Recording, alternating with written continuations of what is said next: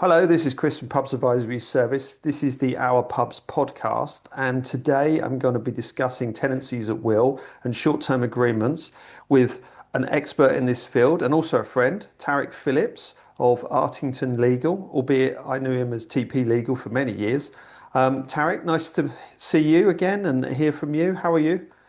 Yep, I'm doing great. Thank you, Chris. Oh, Yep, and thanks for the opportunity to impart a bit of knowledge and experience on your community. And and I do consider you to be a friend of many years, ever since probably 2016 when the 16. Pubs Code regulations That's right. 2016 came into force. Yeah, that's where we sort of broke bread and had a meeting of minds, wasn't it? As I recall, you had written a book. I haven't actually got a copy of it on my desktop at this second, but just remind me, what was the title of that book?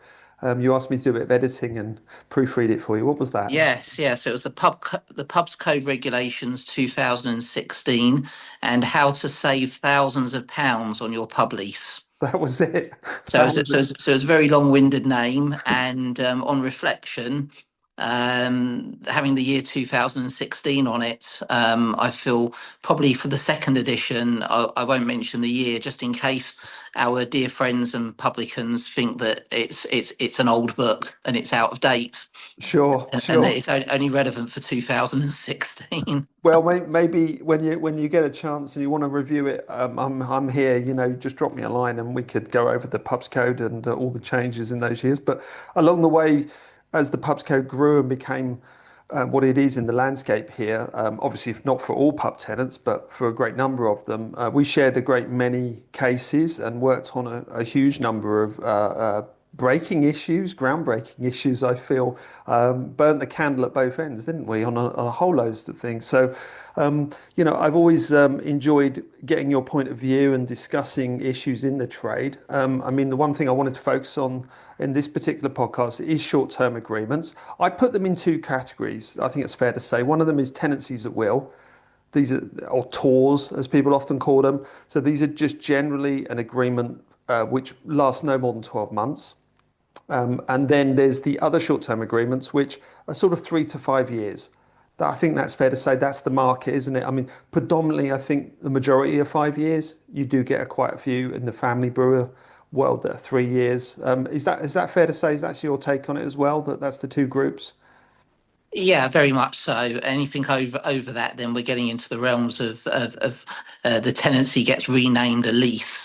Yeah, But they are essentially all governed by the same Landlord and Tenant Act 1954, which mm, tells you how archaic and how much really, in my opinion, I feel that the treatment and the legislation in relation to landlord and tenant commercial tenants really needs to be looked at, revisited mm. for many reasons, and the legislation's, in my opinion, is not fit for purpose for the pub sector and hospitality sector in particular, Yeah, where the business is often for the small pubs, family run pubs. It's actually the tenant's home as well.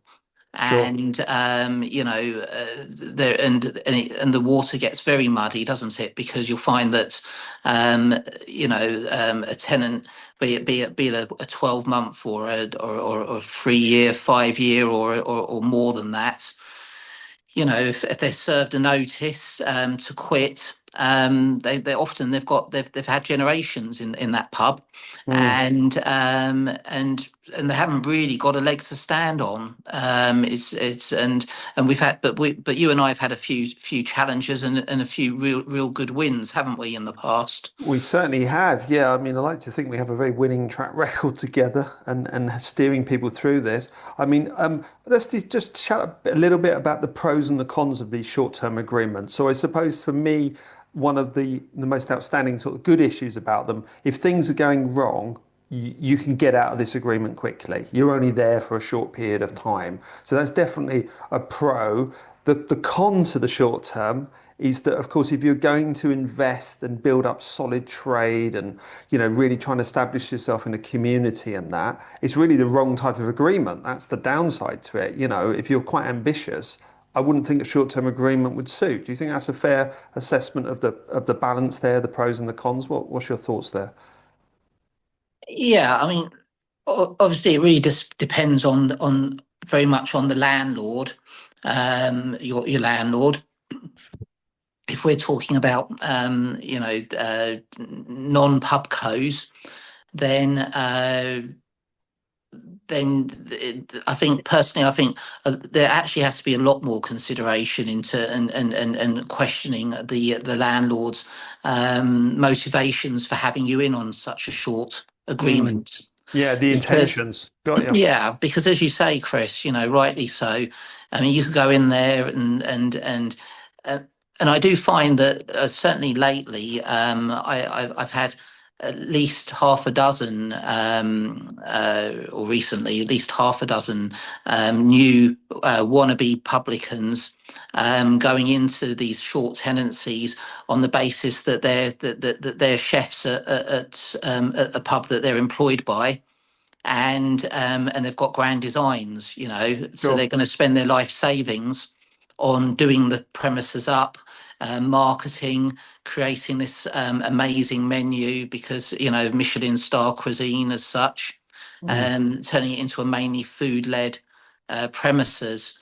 That's a crucial But point. I feel that, as you say, your business intentions should be aligned with your landlord. Because if your landlord's thinking, I just want someone to keep this pub open for a few years, we're going to go for planning, we're going to try and get it redeveloped or sell it on or whatever. Yeah, that could be completely at odds with your vision of this pub. So, these issues are going to come up real quick. And I suppose that is, it's an advantage and a disadvantage. They're very keenly balanced with short-term agreements for me because, you don't want to be stuck in a pub losing money for 10, 15, 20 years and unable to sell the lease. At least you can get out quick, but you do have to have a short-term mentality, I think, as an operator, because you could get swept away, carried away with big ideas. What you went into the pub for could morph and become this much bigger plan. And I think that's a crucial point for me. I would say to a lot of tenants, that's where you should go back and renegotiate with your landlord. Don't try to yeah, fit this square peg into a round hole. Short-term agreements have that kind of hard edge to them, I feel. So I'm keen to sort of think further about, the pros and the cons of these things. I mean, one of the advantages in a lot of short-term agreements is the landlord is responsible for the building and to a certain extent, even sometimes inside the signage and other things. The tenants have a very low repairing obligation. But then that means often you can't really do anything to the pub. You can't put up your own decor, your own features. Have you come across that as an issue with people's short-term plans wanting to change things and being told no all the time? Have come across that kind of thing? well, to be fair, most of my clients usually are seeking advice before completing the agreement. Okay. So, but then people, new clients who are already in an agreement and that have such disputes with their landlord, then they're the kind of like, I suppose, they should have gone to Specsavers and should have taken some legal advice, or even just taken some advice from somebody like yourself, Chris. Mm. Time and again, I've referred to yourself, and also obviously to your son Charlie, who's a qualified surveyor, niche in pubs. I'm plugging him for you now for Charlie. Thank you very But much. Yeah. but it's a super team of experienced individuals. You don't need to run a mile at the thought of paying thousands of pounds for a solicitor and for surveyors and everything, but hundreds of pounds spent up front is could save you thousands of pounds from Mm. suffering from this fatalistic attitude from your landlord, not realizing that it's going to be a computer says no at every turn. And I would imagine that could be very demoralizing as well for and just like in your one of your previous podcasts, Mark Dodds said that he felt like he was a hamster in a wheel, running on a wheel. And oh my goodness, I really do feel for people like that, even if it is a 5 year tenancy. It's because the first 2 years is make or break. And one of the main bits of advice that I do give to my clients is put together a list of questions that Mm. you think that you would have to ask your landlord over the course of this agreement. Don't wait to ask them as and when they arise. Ask them now to gauge their appetite for these, for sticking mirrors up, or changing the decor, making your giving your the restaurant area a theme like Asian fusion cuisine, Yeah, or I don't know, or American that's a steak good point. diner. Yeah, I mean, some of the family brewer pubs, that have predominantly got these short-term agreements, those pubs are heavily branded. They might have livery and signage, and color schemes that go back, almost centuries. And yeah, they're very, very reluctant to let you come in and change that. So, if you've got an ambitious to sort of brand it up, do something very different and distinct, they're probably some of the hardest pubs to do it in a short-term agreement. I mean, you can test the model, but you can't really sort of, put out the full flow of your model in a short-term agreement. There's too much risk involved because, the costs may not be recoverable in that short term, and there's no real guarantee that this agreement is going to continue. I mean, I think, one of the cons for me is that it concerns me perhaps the maintenance of some of these agreements, i.e., the advice you need to take comes around quicker than it does in a long-term agreement. Yeah, because you're basically going into renewal at 3 to 5 years. You're in an argument or a position where you might be, perhaps not to say battling your landlord, but in an adversarial situation where they perhaps want you to sign up to a new rent. They might want to change a few things themselves, and this might make the pub less attractive, less profitable for you, and you've got very little leverage. You don't have that security of tenure in the same way. So I think the maintenance costs are quite high, but I'm talking about advice maintenance. Actual maintenance of the building is a separate thing. I think my views on that is, and you mentioned about asking the right questions up front, a lot of things to me are when people get in and they start using the pub hard, an ambitious operator with a new idea, is that things that have been kind of limping along start to fail. The services, the hot water, the electrics, the white goods, the fridges, the freezers, the drainage, the toilets. As people attract a new crowd, new volume, and they're perhaps pushing up those sales, everything comes under strain. And anything that isn't really top notch and perfect starts to fall down, break, etc. And people haven't often budgeted enough for that. That is, by far and away wasn't in their mind at the outset that there would be lots of issues. And I just want to ask your point of view about holding your landlord to account for doing repairs and things. I mean, it's one thing to say in the lease, your landlord is responsible for, I don't know, let's pick an issue, fixing the drains, yeah? But how can you force them to do it quickly? When these things go wrong, they can be really closing your pub down. I mean, how difficult is it, would you say, in your opinion, to bring a landlord to the table who doesn't send round the men to repair it? What's your thoughts about that? Well, I think, well, yeah. So I'd like to go, if we could come back to that in just a Yeah, moment, sure. because because you unpacked a lot there in relation to helping our pub tenant friends. What I would say is that definitely going back to this business about the term of the lease, and I would say I advise my clients that you need to start planning your renewal and your exit now, before you've even started, before you've even commenced the lease. Yeah, Um, you because you know, need to um, understand it. Yeah. well, because, for example, more than often than not, these tenancy agreements have been, the publican is required to sign a waiver, which you and I would know as contracting out of the Landlord and Tenant Act, statutory rights to renew these business tenancies. Um, so you should be looking to, if that's what's happening, then you should be definitely exploring having an additional clause in your tenancy agreement that gives you not a statutory right to renew, but a contractual right to renew to Mm. protect yourself. You know, whether or not they're going to offer it, it is sometimes a case of if you don't ask, you don't get. Yep. If you've got the money behind you, is there a means of perhaps, putting some money into the landlord's hand and saying, well, look, actually, I will pay you for that contractual renewal. I'll pay you a premium, let's say 5K or something. At least you've got that kind of like an option there and you'll have some confidence that you've got that ability to extend that tenancy. Mm. It should be heavily, heavily negotiated. Well, let's say to them, if that's no good, well, okay, then how about if I can demonstrate that if we've paid the rent for you consistently and on time for the period of the tenancy, that you must give us a contractual renewal. Mm. All of these little tactics, which, because I've seen this in leases across all sectors, you see, Yep. is really understanding what the landlord's motivations are for having you in there. And the best way to understand those is to ask questions, is to offer, is to push their buttons, really. Mm.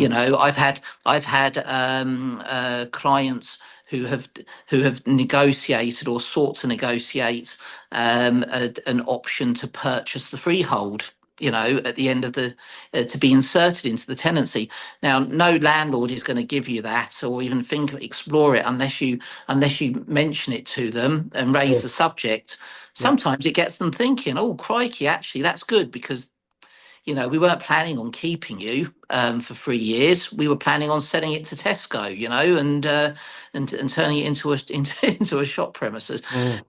So that's another way of eking out from the landlord what their true motivations are, and then moving to as you say about repairs Mm. and getting your landlord to act quickly. Again, it's at the beginning of the tenancy agreement. The standard red flag repair clause, be it an internal only or an external, a whole building repair clause, will typically say to keep the property in good repair and good and substantial repair and condition. Now, condition is the word you have to watch out for because that means brand new. Yeah. Um, and in and it doesn't very often have what we would recommend, which is to say at the end of it, add a sentence, and in no better state of repair and condition than as evidenced by the attached photographic schedule of condition. Mm. Just having a set of photographs at the beginning and having that clause,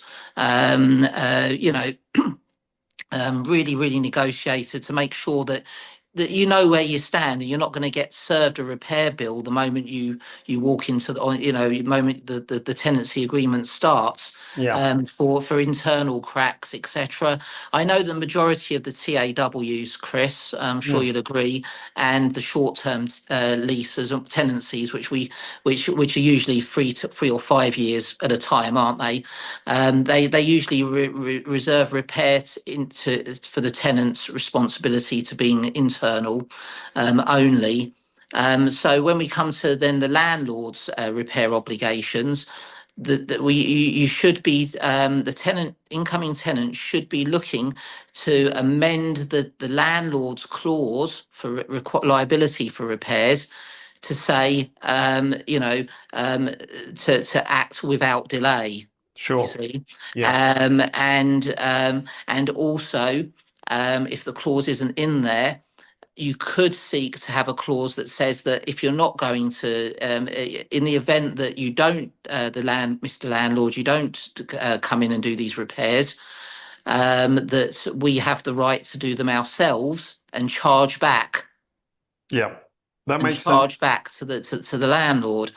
Hmm. Failing those, having those provisions in your tenancy, if you're thinking, oh crikey, I wish I wish I'd spoken to Chris and to Tariq, Yeah. it's not the end of the world, but we do find that if you engage a firm of solicitors, and if it's a pubco and they know the solicitors and they're on their radar as being I suppose troublemakers, um, usually a forceful letter quickly reminding the landlord of their obligations under, I think it's the Landlord and Tenant Act, forgive me, but I think it's 19, is it 87, where you can serve a repair notice on your landlord. To So try and so bring them to heel, if you like, because as yeah. you know, if you're only there for a short period of time, 36 months, 60 months, whatever, you don't have long for if the pub's down, if it needs repair and you're losing custom over it, or some of the services aren't working, any sort of loss of period, a month here and a month there, that's taking a huge chunk out of your expected return, and so actually, Yeah. swift swift repairs attended to diligently by the landlord, and being able to know and understand your lease and hold them to, or your agreement, hold them to account is crucial. I think. So Chris, just to interrupt, so I've just Mm, looked it up on Google. yeah, So go on yeah, so then. it's the Landlord and Tenant Act 1985, Section Yeah, 11, that's which I'm it. sure you know about, but it outlines a landlord's responsibility to keep the structure and exterior of a property in repair, notwithstanding any provisions within the lease itself. Yes, Sure. this includes ensuring installations like boilers, pipes, and electrical wiring are also in working order. Mm, Landlords are obligated to address disrepair that affects the tenant's enjoyment of the dwelling or common areas. So that would be the basis of a get on with it quickly claim. Otherwise, we will bring a claim, mark my mm. words, to the county court very quickly. Yeah. And that hopefully with the bigger pub codes, it could be an issue with the smaller private landlords because obviously they might not necessarily have the money themselves in order to Yeah, carry yeah, yeah. out Well, these works.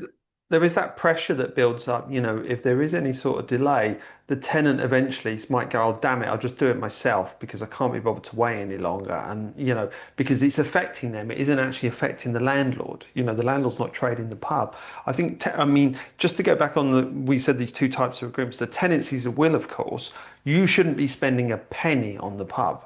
You know, literally, it should just be a testing bed for you to understand how the pub works and operates as a space, and to put out some offer. You shouldn't be doing any repairs, any compliance, nothing. All the Mm. compliance is responsibility of the landlord, all the repairs are their responsibility. You shouldn't be doing a tenancy will in a pub that isn't fit. It's as simple No. as that. I And think. you've reminded me, Chris, as Mm, well. Sorry to interject, but yeah, you've go for it. reminded me as well something I wanted to say earlier on, which is that if you're looking to take on one of these tenancies of a pub, and you think this is your grand design and it's been your ambition to do this, Mm, um, question you have to ask is why did why is it empty? Why couldn't the previous tenants make a go of it? Why couldn't they make it successful? mm, What is the reason now that you're being offered this tenancy? Yeah. And is your plan any different from the previous tenants if it was a failed tenancy situation? sure, sure. I often get people that say, "Oh, yep, the landlord has disclosed that you're the third tenant in the space of 18 months." That should ought to be a red flag. Mm, And of course, as well, going back to the state and condition and all of the costs inherent in maintaining and wear and tear. You raised a point which I hadn't even thought about, Chris. It's like if you're going to increase the footfall and the trade, then of course then all of the tenants fixtures and the landlord's fixtures and fittings are going to come under that strain, aren't they? they So definitely are. yeah, so also um even if I would still have some kind of a survey. You might not have to spend a lot of money, but and also ascertain whether the property is grade two listed as well, because especially if you're not an experienced commercial tenant, you've had no experience in running, because as you say, there's is the not only would it be the landlord placing a number of restrictions on what you can and can't do, but then you've got this. Then if it's a listed building, then you're going to find it very difficult to do any changes to the property, be it internal or external. And also, you have to bear in mind that the landlords, the landlord will be insuring the building, Chris, but they usually they exclude plate glass, Sure. So you're and responsible for windows, etc. yeah, yeah. So Absolutely. if you get a brick through a list through a building through a window that is Listed. yes, Yeah. hopefully 9 times out of 10 your insurance, your own personal plate glass insurance will cover. Mm. But in the instance that it isn't covered, well, even if it is covered, for example, as sorry, The excess. you'll need to Yeah. get listed buildings regulation consent just to replace the glass to make sure it's like for like, isn't it? And Yeah. that in itself can prove a challenge. No, So good point. yeah, yeah. I just want to touch upon the issues that can arise at the ending of these short-term agreements, because some of these agreements we've looked at, and I'm sure you've seen it, they have very sort of restricted uh, clauses related to when you can give notice or when they can give notice to the party as to their intention. So if your intention was you wanted to stay on, there might only be a window that opens up for you to give your intentions or say you want to stay or go. And that can also be true of the landlord as well. And some of these windows are quite tight. And I've seen situations where landlords have issued a new rent for a new agreement right at the last minute, literally meaning that the tenant has a very, very short window to make a decision or fight or negotiate or try to, improve on that deal. And so can come under a lot of pressure, I feel, quite quickly at the end of these agreements. I mean, should people be looking out for, in your mind for these short-term agreements? What are the pitfalls about missing notice periods? What can happen there? What do you say? Yeah, so I think the first thing, again, going back to my previous tip, would be that have your strategy in place at least a year and a half before the end of the agreements. At least a year and a half. So obviously, if that doesn't make sense if it's a 12-month tenancy, No, sure, absolutely. which But is you're why I saying said you should have be a thinking about it at the beginning. And uh, it's it's very difficult. The challenge for you as a publican will be to create leverage mm, at the end of that agreement so that yeah. it's not so one-sided. So Yeah. buying time and getting the timings right is probably the number one point, because my fear is, and I've seen this happen where some tenants have gone, we're not really sure when we've spoken to the landlord, we're not sure we want to stay on again. And then the window for giving notice is ended and they're forced to stay on, for another 3 years or another 5 years because they missed the notice period. They need a really strong calendar. I mean, that's my view is a lot of people on short-term agreements, these windows and these dates come around real quick. And I think back to your original point about getting advice up front is that a decent lawyer will put out the timetable, will give them that chronology so they can then mark those dates and go, by this date, we need to have decided, that the very latest, and we can give a notice at the earliest at this date. And all of that's down, perhaps on their phone, on their email program, wherever the hell it is. They need something that's going to flag up and tell them. Because, if you miss these things, you could be rolled into another period.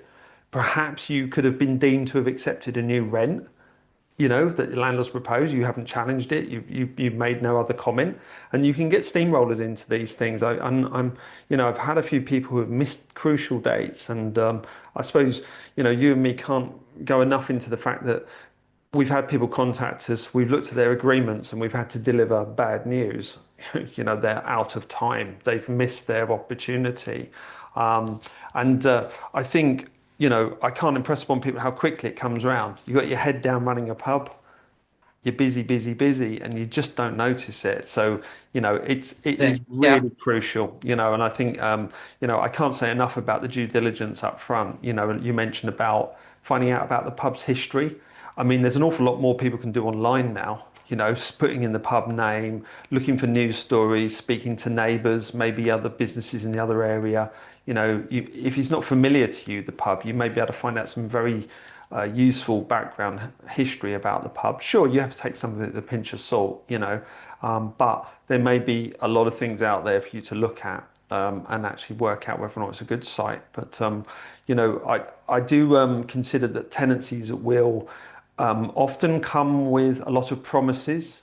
This is probably something you're familiar with, where the landlord will say, "Look, if you get on a tenancy at will, we will later on fix the toilets or give you money for the garden or do up the lettings rooms or something." There's a lot of promises that kind of get sort of mushed in there at the start. What would you say about holding these promises to account? Are they worth the words they're spoken with? I mean, how would you go about trying Mm. to strengthen up that leverage, that you talked about? Yeah. Well, look, at the end of the day, I think that the modern landlord needs the tenant to make it work. So there is I think there's, you know, but as long as it's as most profitable to the landlord, of course, as it can be. Yep. Um, the oh, I'm sorry, Chris. What was the question again? You caught About me. getting the leverage from these promises. There's a lot of That's it. promises up Yes. front. Yeah. Yeah. So yeah, promises up front, promises. Okay. So first of all, if it's a 12-month tenancy, then or it's the likelihood that the landlord's going to change hands over that period is remote. It's unlikely. Mm. But you do have to factor in that the landlord could change over a three years plus tenancy. So, um, so, so what I always say, always advise my clients is that you should push for what's called a contractual side letter, which is an agreement. It's not written into the tenancy agreement because Sure. it will be a personal contract between yourself and the landlord. Yeah. Um, you can push to have that, and it is literally a letter. It could be one Mm. page long. It could be 8 pages long because it's actually got the details of the works that the landlords agreed to do within so many months of you taking the tenancy. So a really well drafted schedule of works that holds the feet in the fire, that gets things done. Verbal promises, emails count for nothing really. They haven't got a date on them, have they? You Yeah, know, exactly. Or it counts for something if you've got enough money to take your landlord to court, which, yeah, which you're in a short-term you know how agreement. much Yeah, that costs, Chris. that's right. You've got a Yeah. better idea than me because you arbitrate and you attend. You're a very rounded individual. I've often said that you ought to be a lawyer. Thank you very much. I don't think I have the time. I don't know whether that's a No, compliment though, Chris. It's probably thank you. I will backhanded. definitely take us in the manner in which it was intended. Just on a couple of more points about wrapping up these short-term agreements. In terms of budgeting for advice, sure, we've talked about people should get, undertake to do some due diligence up front, to cover themselves because, they want this thing to be a success. You and me, we want publicans to be profitable. We want them to make money and make good choices. That's very much part and parcel of why we have set out to do what we do. Um, and and I do feel that a lot of people try to get into the trade on the lowest common denominator, perhaps as cheaply as possible, and that can be a real, bad situation to enter the trade on. It's not the strongest platform at all. These are commercial entities. People want to make money. You've got to treat it like it is an investment, even though as we discussed, these short agreements, you shouldn't be investing that much money. And I suppose what I was wanting to, make the point about these short-term investments is if things change in your life, perhaps you fall out with your partner or you're trading under a limited company. What about the trading entities, the names on the agreement? How difficult is that to change that in that agreement? What's your view on how hard that is, if you need to change the way the business is organized?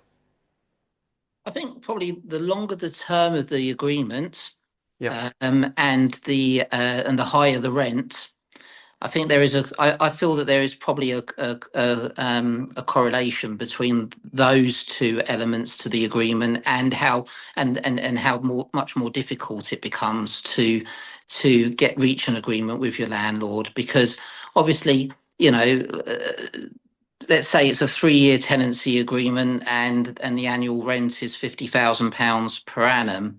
Yeah. That's £150,000 for the landlord, Hmm. and they want you on the hook for it.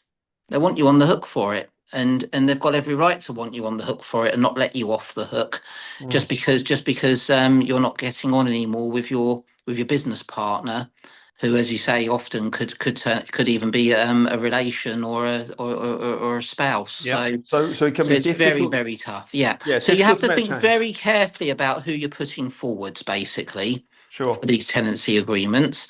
If at all possible, just try and restrict it to one of you, you know.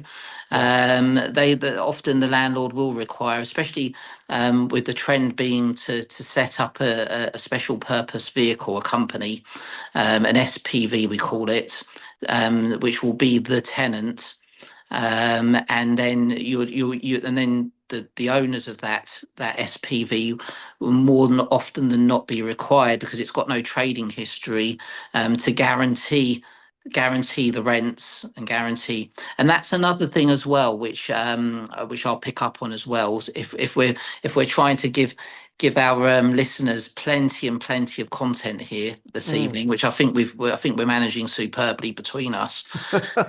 Rent deposit deeds. Okay. Yeah. A rent deposit deed is not just restricted to the rent. They should be called lease deposit deeds Yeah. and lease deposits. If when you part company with a, be it 3 months rent in advance as a deposit, or 6 months, be it 10,000, be it £20,000, those documents are standard form, and the landlord can dip into that pot, for all manner of breaches of the lease, not just for non-payment of rent. Yeah. So you do have to bear that in mind. It's like an Yep. overdraft for the landlord, isn't it? They can just dip in and out and make you top it up. It is, yeah. Absolutely. Often it's any breach. Sometimes it's material breach, which is a nice deed, but often it's just any breach of the lease terms. So if you fail to keep up the the repair provision in their opinion, or any other kind of breach, Mm. they can take the money out there in order to compensate themselves. Yep. The other thing as well, costs to be wary of as well, which I mentioned to you before the start of this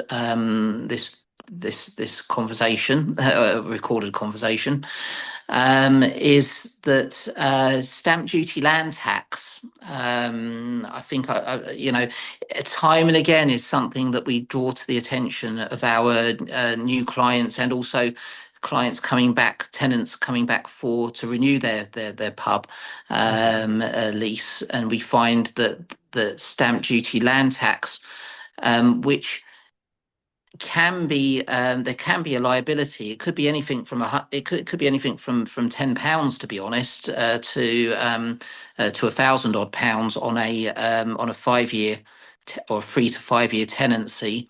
There might be stamp duty, land tax payable on a 12-month tenancy if it's a particularly big pub, and because it's calculated on the VAT inclusive rental sum, Mm. times the number of years.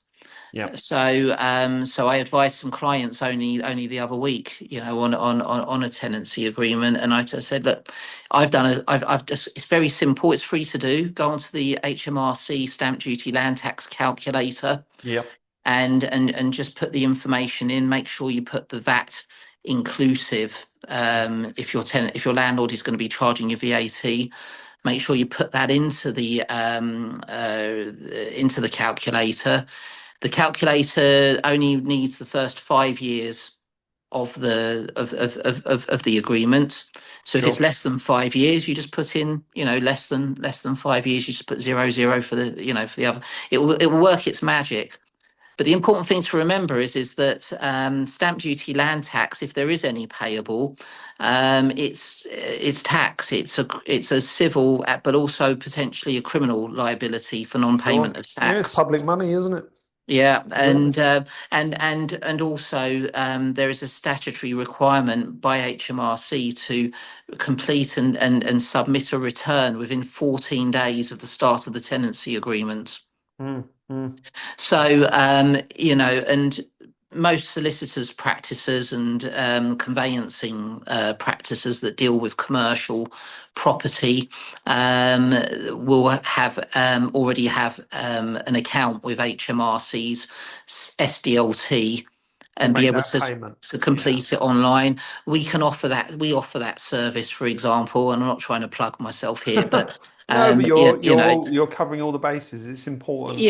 yeah, and we can offer that as a standalone service, really, just for an One-off. hour's work, and sometimes it does actually cost more than the actual cost, to use a solicitor, than the cost of the No, actual but getting it wrong, you could be tax. pursued. Yeah, getting it wrong, you could be pursued for penalties and interest, etc. And Yeah. it can be a right hassle. I must admit, I've known people to slip up on those issues. Mm. Um, But also, just last thing on that point as hmm, well, though, if you don't do it, it is actually a breach of your lease or of agreement. your lease or your Yeah, agreement, yeah, true. because there is an obligation in there to comply with all statutory requirements Yeah, and all taxes, yeah, etc. yeah, So including local ones like the business rates, etc. No, yeah, so totally. so the landlord could use that as if they're panicking and they need the premises back quickly to put a fast one, and Yeah, for the and and sake of a and few and quid.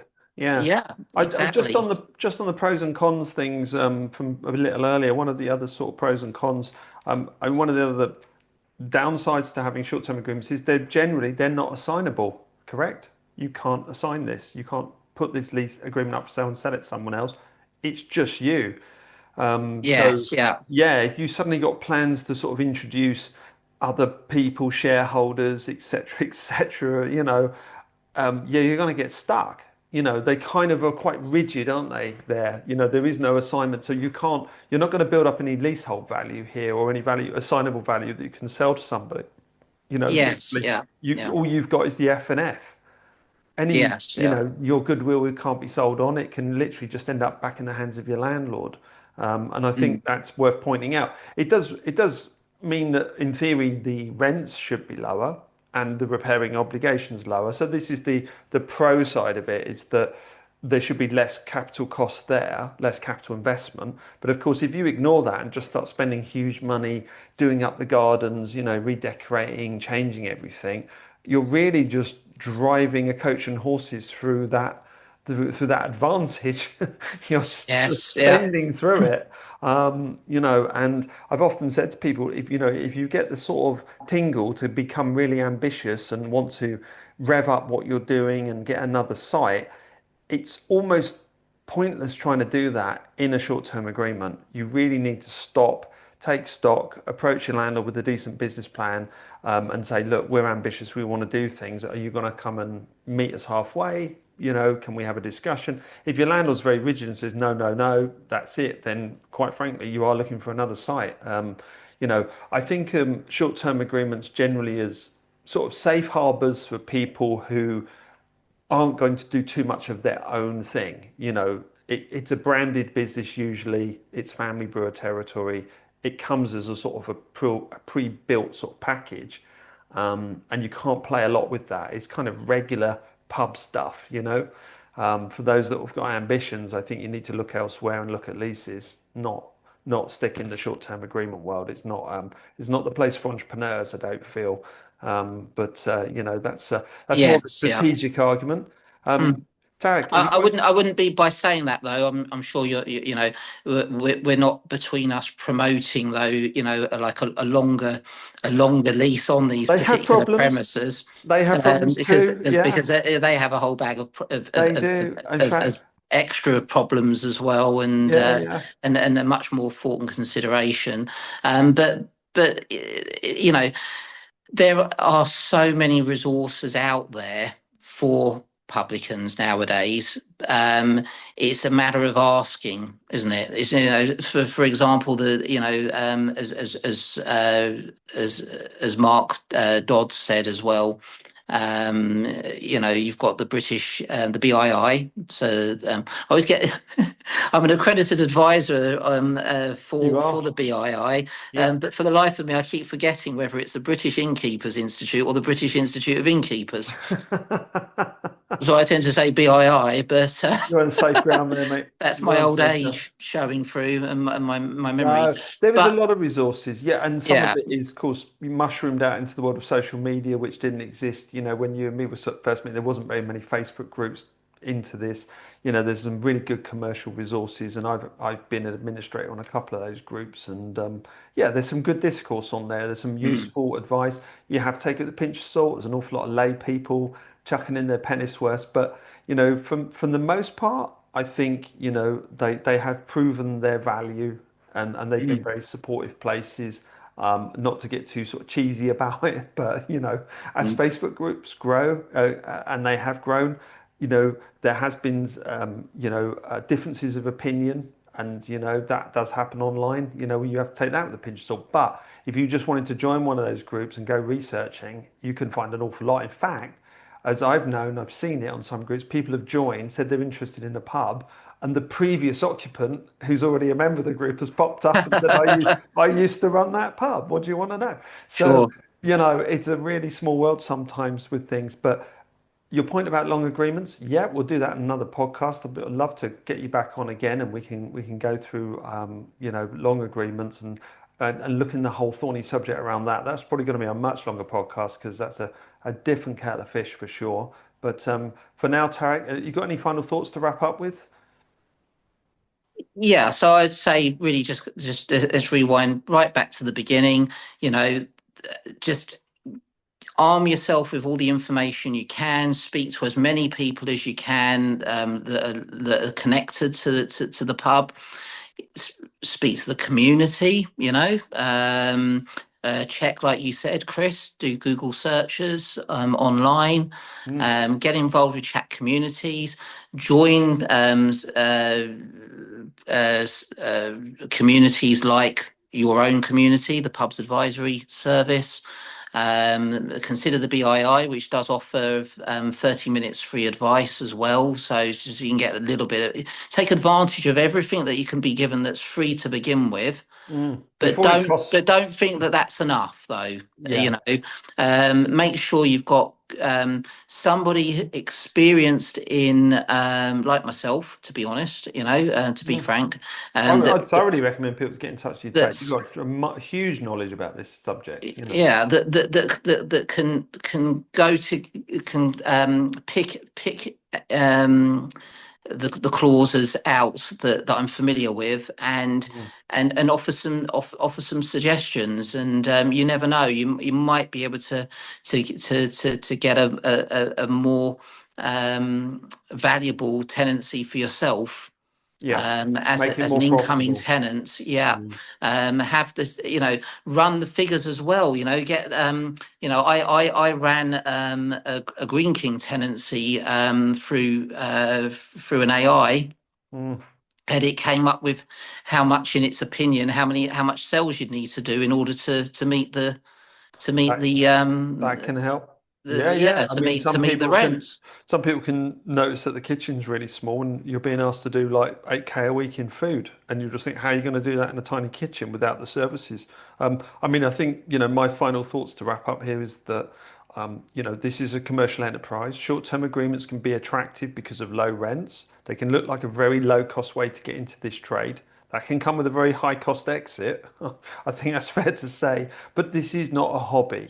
You know, taking on a pub, even on a short-term agreement, it's not a hobby. You can't just do it, you know, by chatting to mates over the bar and, you know, trying to do the odd Google search. You're absolutely right. It doesn't work. You know, we've been there with so many people, you know, in the past. And I think all the operators that we've dealt with over the years who've gone on to great success and other things, they've always continued to learn and take knowledge. That's really been part of their, you know, magic sauce or secret sauce really that's made them successful people is that they've never stopped willing to learn and take on board these lessons and actually bother to find out. It's impossible to just do it in isolation, I feel, you know, but I know that obviously running a pub can feel very isolating for a lot of people, but social media has helped. Things like this podcast, hopefully this will help. And I'm looking forward to having you back on if that's all right. I'll open that Of course, invitation to yeah. you. Thank you. Yeah, I'd be delighted to. Yeah, we'll try and squeeze that in amongst our busy times and days ahead. But for the moment, Tarek, thanks very much for coming on. And yeah, look forward to seeing you again.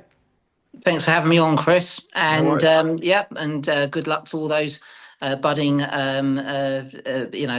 entrepreneurs looking to take a tenancy on a pub. Absolutely. Thanks again, Tarek. Thank you.